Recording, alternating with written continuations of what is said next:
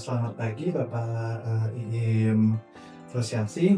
Perkenalkan, nama saya Levi dari Program Studi Ilmu Politik, Universitas Pembangunan Nasional Veteran Jakarta.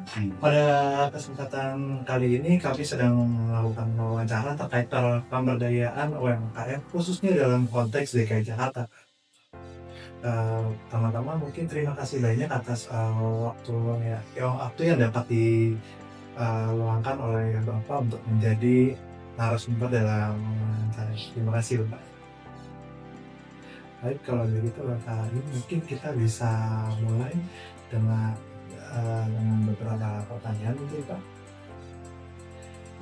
Mungkin pertama-tama sebagai pembuka, kira-kira mungkin Bapak ini mungkin bisa menjelaskan, visi dan misi utama dari OKOC apa? Ya, baik Pak, mungkin sebagai pembuka dapatkah, Bapak IIM, sendiri, menjelaskan visi dan misi, utama dari OKOC sendiri dalam pemberdayaan UMKM khususnya di daerah, DKI Jakarta? Baik, terima kasih.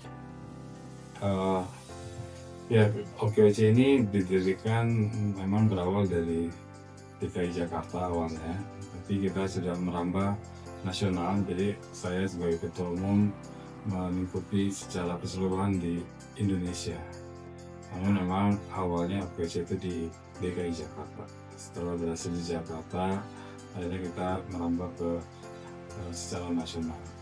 Visi kami adalah bisa menciptakan lapangan kerja yang lebih banyak buat masyarakat melalui kewirausahaan. Jadi kami adalah gerakan sosial yang tujuannya untuk menciptakan banyak lapangan kerja berbasis wirausaha. Nah, misinya ya membangun kewirausahaan sebagai fondasi untuk masyarakat bisa mendapatkan penghasilan. Jadi kalau masyarakat dapat mendapatkan penghasilan ataupun penghasilan tambahan, nah artinya itu adalah bagian dari penciptaan lapangan kerja yang bisa kita jalankan.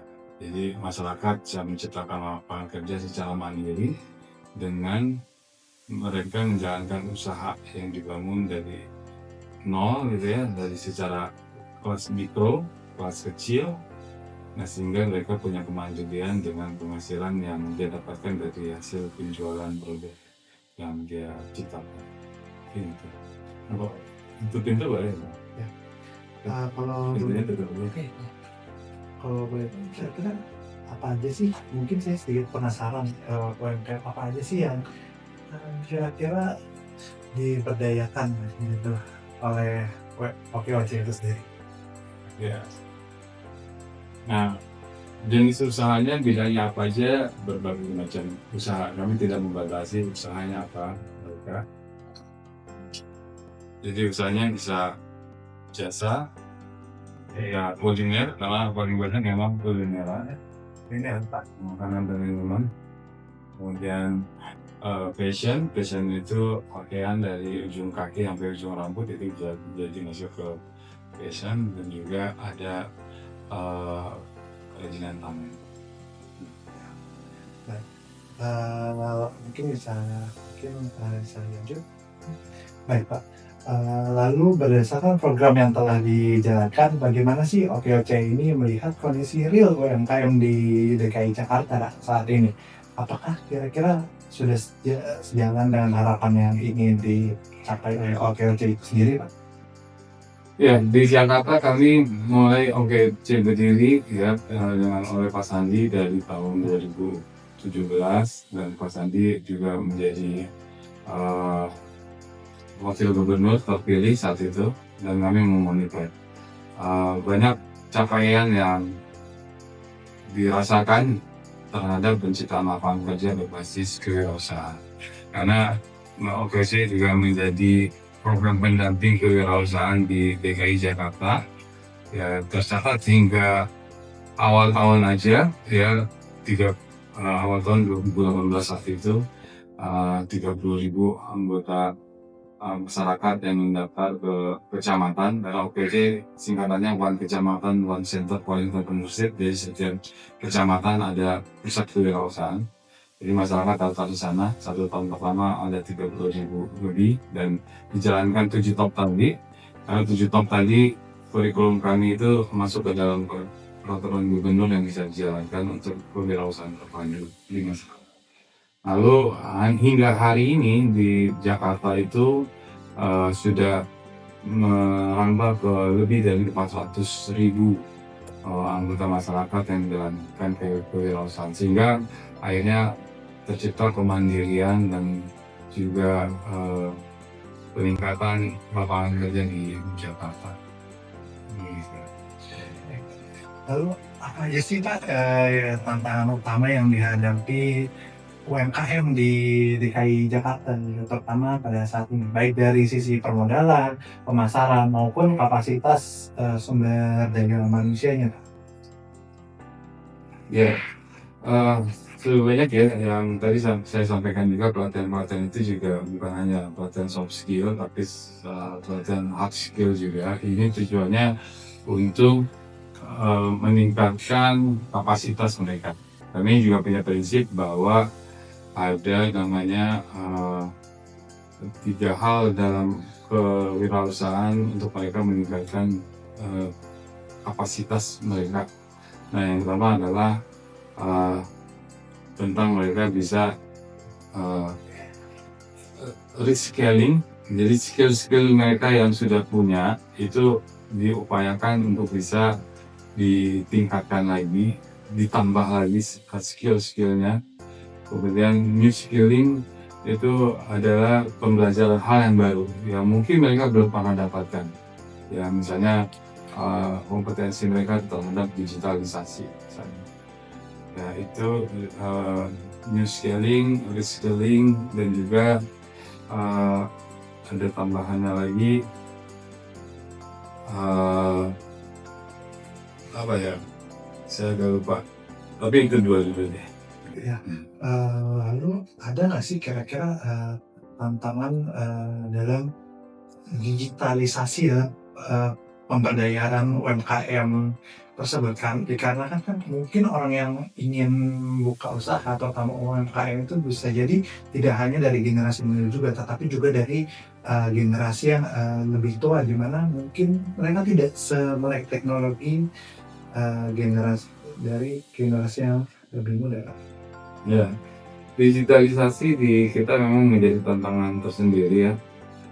UMKM kita itu sebenarnya sangat terbantukan pada saat COVID ya. Pada saat COVID kita paksa mereka untuk bisa menjalankan digitalisasi. Nah, Indonesia catatannya itu pada saat sebelum COVID itu kurang lebih hanya 8 juta UMKM dari 64 juta UMKM kita. Jadi UMKM kita ini adalah 99% pelaku usaha. Ya, jadi dari 100% pelaku usaha, 99%-nya adalah UMKM. Nah, dari 99% itu jumlahnya adalah 64 juta. Nah, sebelum COVID itu 8 juta UMKM yang sudah digitalisasi. Digitalisasi adalah maksudnya mereka sudah memanfaatkan teknologi, memanfaatkan digitalisasi untuk menjalankan usaha mereka, ya, sehingga mereka usahanya bagus. Nah, setelah COVID, pemerintah dan kami juga ikut turun, banyak unsur masyarakat dari dunia pendidikan juga, akademisi, untuk memberikan pencerahan tentang digitalisasi kepada masyarakat UMKM. Nah, hingga tahun 2024 itu tercatat lebih dari 24 juta UMKM digitalisasi secara nasional. Jadi 8 juta naik ke 24 juta. Walaupun pemerintah juga mentargetkan adalah 30 juta. Nah, ini masih ada kekurangan, tapi untuk data di Jakarta, insya Allah Jakarta sangat sudah signifikan datanya, karena digitalisasi juga secara minimal mereka adalah pemakai handphone, memasarkan produknya melalui WhatsApp, Messenger, melalui sosial media. Bagaimana sih strategi dari OKWT sendiri dalam memastikan keberlanjutan uh, usaha peserta UMKM setelah program pendampingan selesai, termasuk juga tadi mungkin monitoring jangka panjang dan akses yang setara juga bagi pelaku UMKM.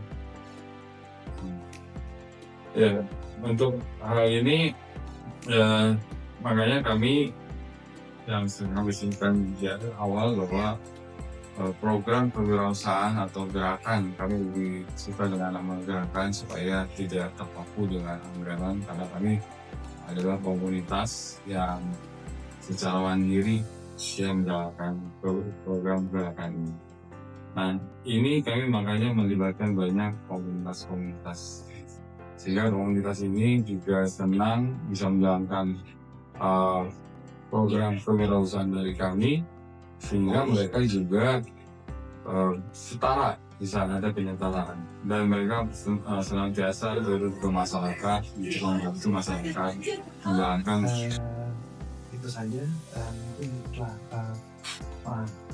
sudah mungkin terus sekian mungkin beberapa pertanyaan saya mungkin saya ucapkan sekali lagi sebagai ketua sekaligus perwakilan dari kelompok saya mengucapkan terima kasih terhadap Bapak Indonesia. Semoga OKWT sendiri juga dapat sukses gitu dalam memberdayakan UMKM dan menciptakan lapangan pekerjaan baik di skala Jakarta maupun di skala nasional.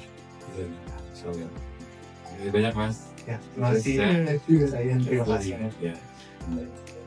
Lalu selanjutnya dari OKWT sendiri nih, selaku salah satu gerakan pemberdayaan UMKM di daerah DKI Jakarta, apakah ada saran bagi Pemprov DKI Jakarta dalam pemberdayaan UMKM di DKI Jakarta gitu?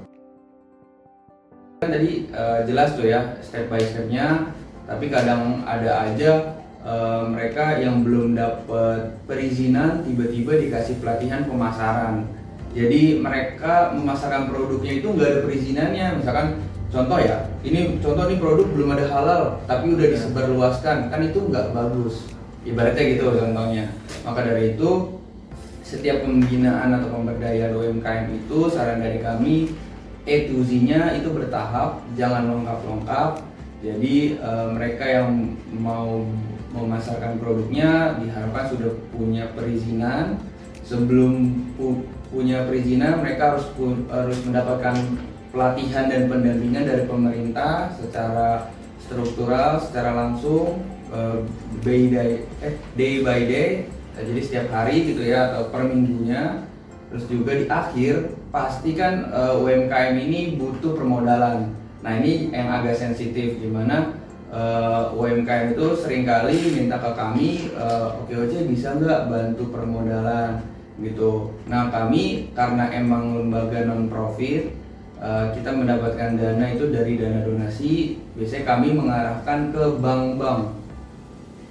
Kita mengarahkan ke bank, di mana bank-bank yang sudah berkolaborasi atau bermitra dengan OKWT bisa memberikan dana bantuan KUR, kredit usaha rakyat gitu. Jadi mereka yang mau minjem modal bisa ke bank, kita arahkan menggunakan referral OKWT. Misalkan Levi anggota OKWT mau butuh modal, kita hubungkan ke pihak bank dan nanti OKWT bilang, ini ada Levi anggota kami mau minjem modal menggunakan program KUR dari bank kalian, misalkan Bank Raya, ada namanya Bank Raya atau BRI gitu ya. Itu bisa. Jadi nanti untuk prosesnya itu dipercepat ataupun dipermudah. Seperti itu. Itu salah satu privilege dari anggota OKWT. Seperti itu gambarannya. Kalau begitu terima kasih atas wawancaranya. Assalamualaikum warahmatullahi wabarakatuh.